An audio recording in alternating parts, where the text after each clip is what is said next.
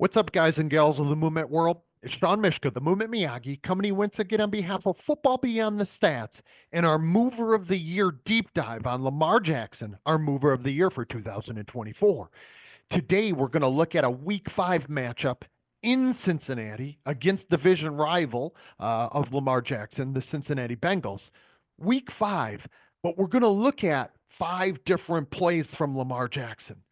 And each one of these plays isn't going to be a busted open play to be made per se in the same way as maybe some of our Lamar Jackson investigations for our movement plays of the week in the past. But instead, what we're really going to try to dive into here in our Mover of the Year deep dive is to look at the true depth, breadth, and width within his movement skill, to really look at the layers within how he solves movement problems on an NFL football field across situations. Because let's remember, as Nikolai Bernstein told us in 1996, the highest expression of movement skill is in dexterity. Dexterity is in the ability to solve any emerging movement problem across situations and across conditions. And remember, that's what we're trying to capture here at Football Beyond the Stats, and particularly within our Mover of the Year. And Lamar Jackson just so happens to be the exemplar of that dexterity. So we're going to look at it across situations. Again, just like in the riding of the wave theme, you're going to see that play out in each one of these respective plays. So first play here, it's not going to go for a touchdown, so I'm going to let the cat out of the bag there right off the bat on this read option with Derrick Henry, this read option keep, where Lamar Jackson does something extraordinary, something special, does something that only he can do. Oops, I need to get back a little further than that. Does something that he can only do, and layer some of these movement skills together. Now, at first glance, it's not going to look like something overly impressive because let's face the facts here. He doesn't score, right? And so a lot of times people are going to be like, well, Sean, a lot of people can do that.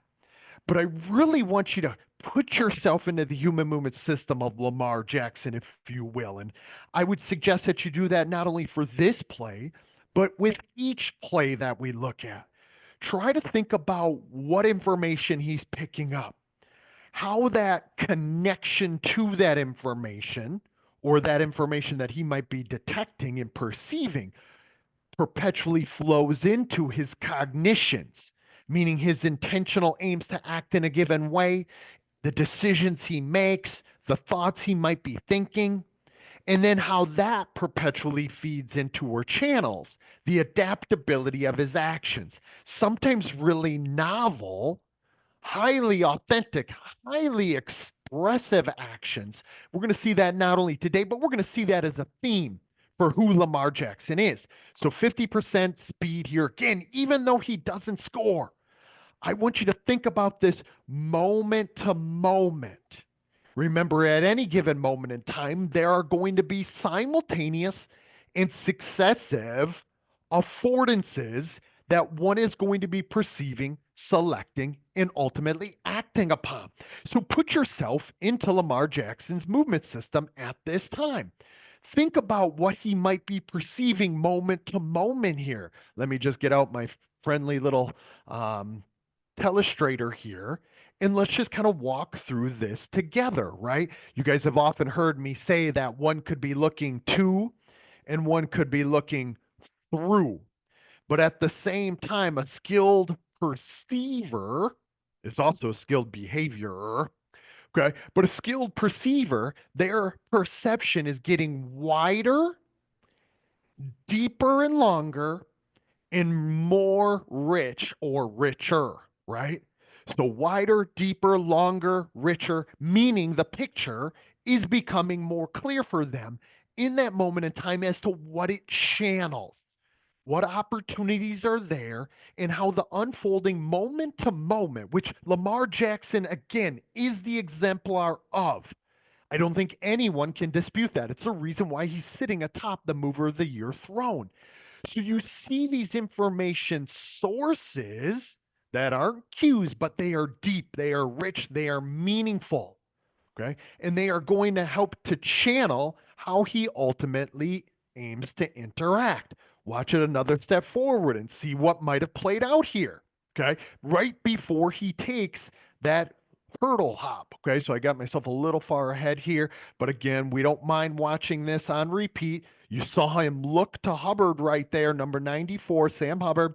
You see him give that little glance. And remember, Lamar Jackson doesn't keep his eyes in one place for too long. He's constantly darting his gaze to detect multiple sources of information. Maybe the best that's currently doing it in today's NFL today, and only really to be rivaled by guys like all-time greats in my perspective, Barry Sanders, Marshall Faulk, and maybe the list gets a lot shorter after that. Okay, so Lamar Jackson connecting to the information that would specify his unique, and that's the reason why I paused it right there, as Isaiah Likely and this defensive back go to the ground, staying in this constant state of adaptability. Adaptability within adaptability, as I always say. So with Sam Hubbard chasing here, and he not only saw him again out of his left periphery here, he saw him much earlier than that when he camped his eyes there, but even right prior to entering this hurdle. Okay. I don't want to spend too much time here because we do have 5 plays to go through, but we see him looking and feeling to his left as to right where Hubbard is and how much space he might have, he being Lamar Jackson, to go clear that which what is happening in front of him as well. So he leaves his feet, trusts what his perceptual system is picking up. And it's not just his perceptual system, it's his holistic movement system, his perceptions, cognitions, and actions, how they're flowing together here. And while he's in mid hurdle, okay, he puts that hand down and out, knowing that Hubbard is closing space because Lamar Jackson himself just had to execute that hurdle, and Hubbard is coming on his horse. Okay. So this is connecting to the what is. Guys and gals, I know he doesn't score here, but look at him look over at Hubbard while putting out that haptic touch feeler to get the most updated online connection to the what is as he adapts and adapts accordingly and then attempts to lay out and put that ball into the end zone. Of course, his knee ends up touching just short. Yeah, the ref gives the touchdown signal, but he comes up just a tad short here as this right knee goes to the ground, right?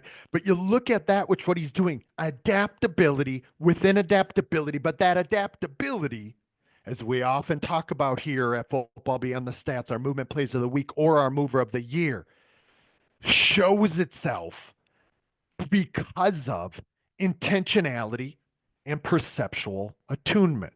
Okay, let's get back to 100% speed, see if I can find my next play that I'm searching for. We're going to advance here a bit.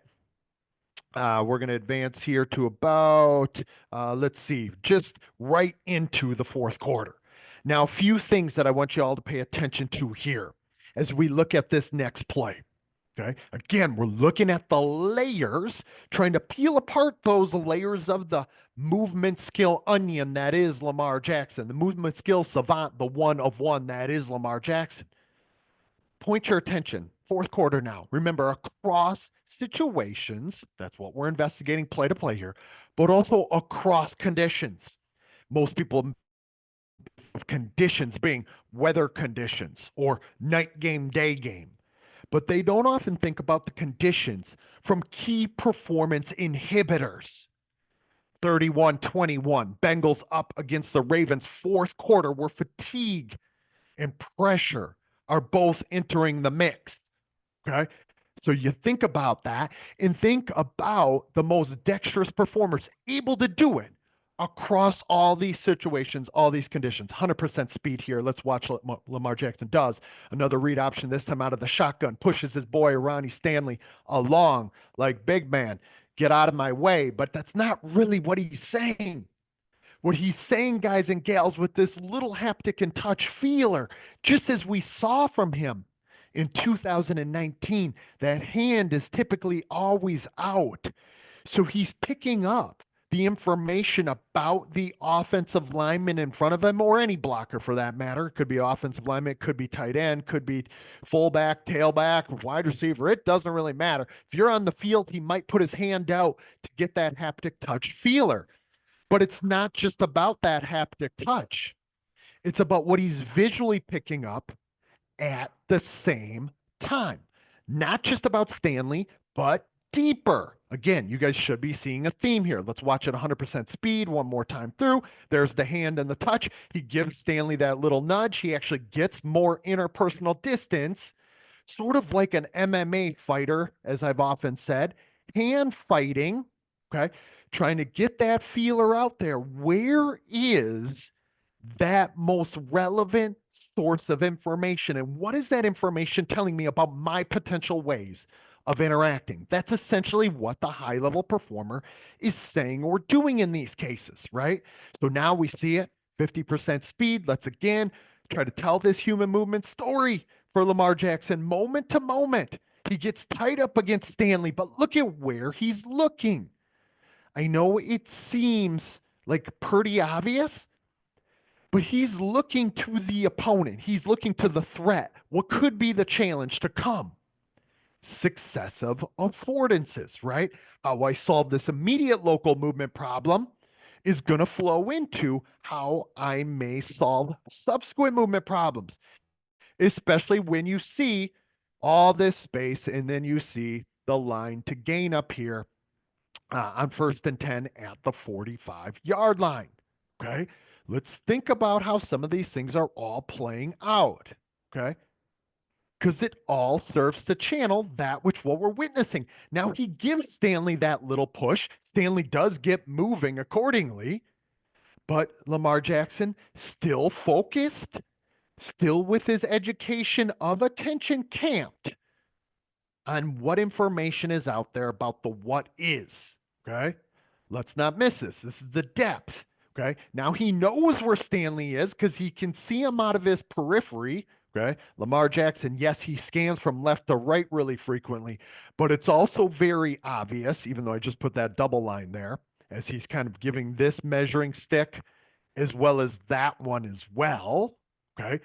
Simultaneous affordances, right? Information detection that would channel those opportunities to act. Lamar Jackson, as I was saying, so often is able to pick up out of his periphery at about these types of angles. If you're looking at me, okay, he might be looking ahead, but he's picking this up through his periphery. Now, whether his eyes are dancing back and forth in his helmet or not, that remains to be seen. Sometimes we do that, see that from him, but most of the time he's actively turning his head. In this case, he doesn't need to. Okay, all these layers that I want you guys to kind of look at as we investigate that. And now that he sees 20 here, disengage out of this block. I got a little too far back there. Apologize for that. You would think after 17 weeks of doing this on our movement play of the week, I'd be a little more sensitive and attuned myself. But once he sees this block has been there long enough and he knows that his guy has, his guy being this one, wide receiver on the defensive back block down here. I'm trying to get me some arrows. He's got a couple of options, right? Now, granted, he's already in his acceleration gate here because he knows where he's going. He's going to pick up that first down, but he doesn't make the quickest decision, meaning he doesn't just automatically go to the sideline, where many performers, especially explosive ones and quick to accelerate, are going to look to hit the sideline, right? Because that's where they're going to be able to see the most amount of information, looking mostly in one direction or in front and then to for the left-hand shoulder if you're on the right-handed sideline or the right sideline here.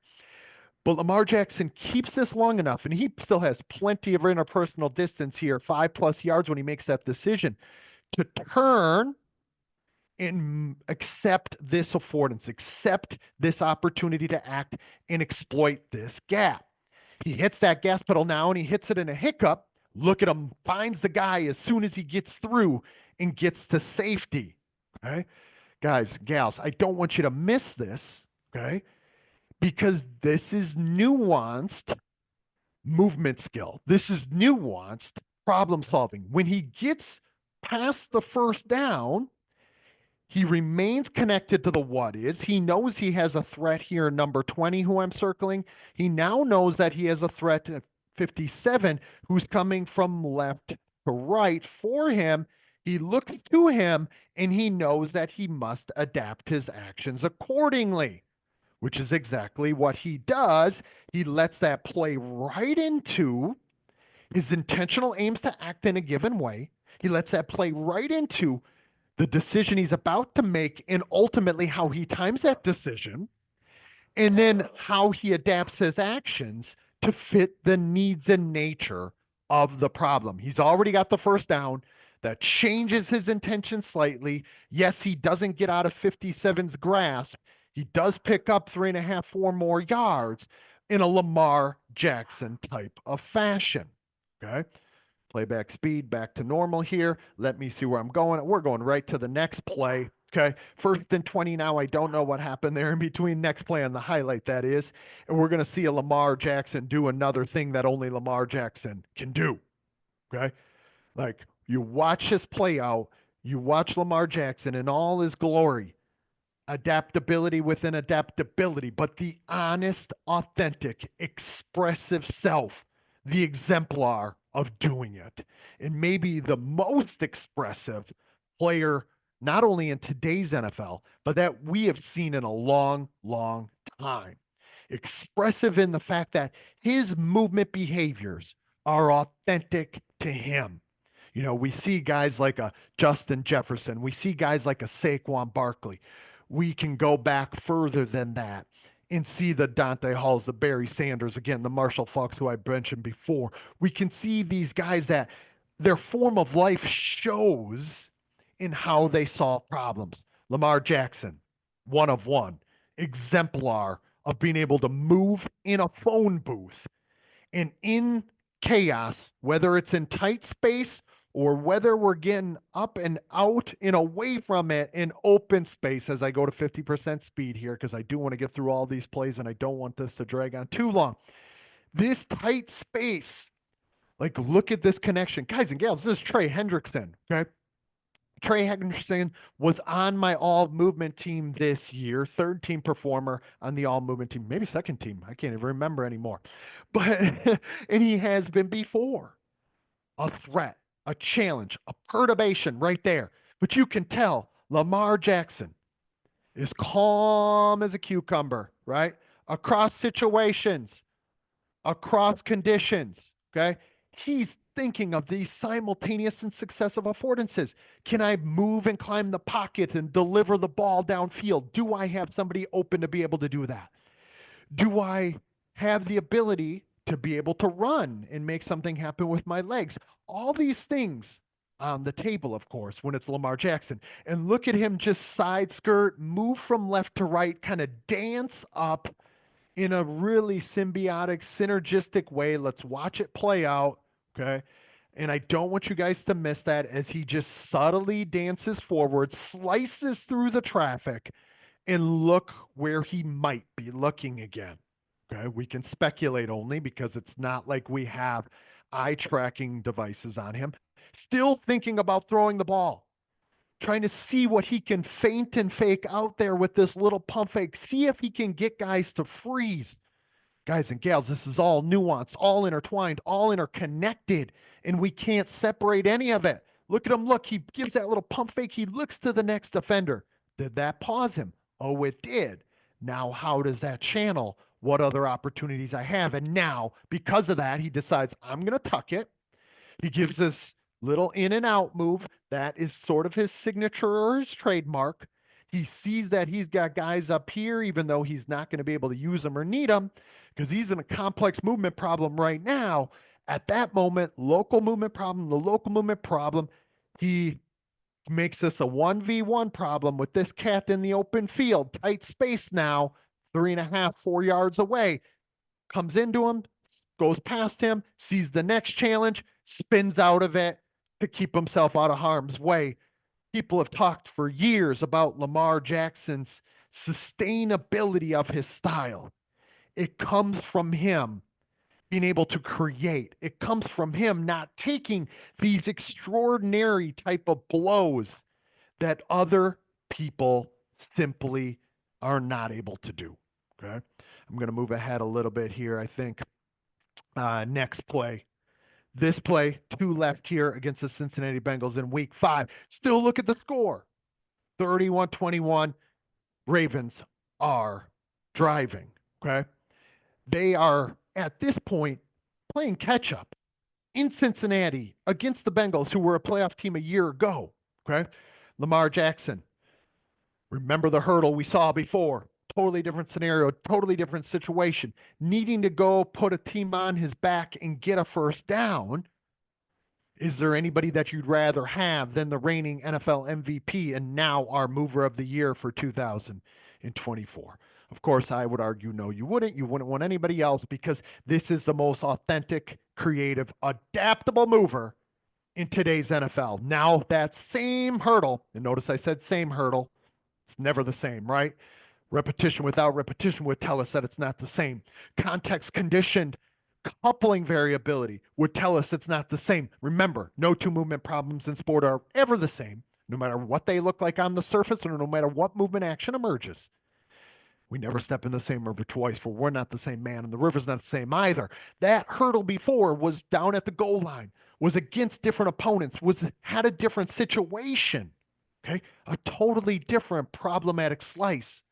Not only that, but Lamar Jackson now moving at a different angle, different speed, and it's the fourth quarter with the game and a totally different contextual scenario. Guys and gals, never step in the same river twice. We're not the same man. The river's not the same either. But Lamar Jackson adapts that similar, not same, similar movement strategy to fit the needs of this movement problem now. Open fields, again on a read option. Okay. He keeps it, zeroes in the 1v1 movement problem to the hot charging defensive back, shooting the gap, who just takes his shot at Lamar Jackson. But look at him in the midst of the hurdle yet again. Talk about being able to be attuned, sensitive, and aware of the what is.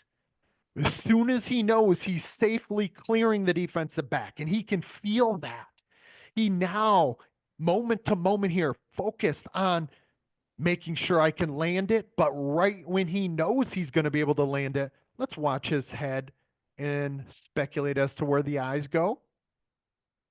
He hasn't even fully landed it yet. He's looking at the next movement problem. Talk about layered movement skill, guys and gals. How you solve this immediate local movement problem perpetually feeds into how you're going to solve the next local movement problem and what might be coming next to the what is. Now, Lamar Jackson just picks up an extra 3 yards here as he adapts that, right? Just trying to get the first down, which I think he maybe just barely did. Maybe even didn't, okay? But that's beside the point. We're looking at the layered movement skill here of the National Football League's most skillful player, okay? And as I move ahead now, let's see if I can get us there where I need to be. Last play coming up here from week 5, okay, of this deep dive. Let's look at what Lamar Jackson does. Again, 38-28 now. Fourth quarter, just 5 minutes and change left remaining. Second and goal from the 6.5, 7 yard line. Different type of cat right here. This dude is flat out different. Even the game's best are not immune to mistakes. Okay. I still have us at 50% speed. That's okay. This play deserves the 50% speed. And we're going to watch this one through a couple of times in its entirety here. Touchdown pass to Isaiah Likely, back of the end zone or middle of the end zone, doing things that other people cannot. Okay.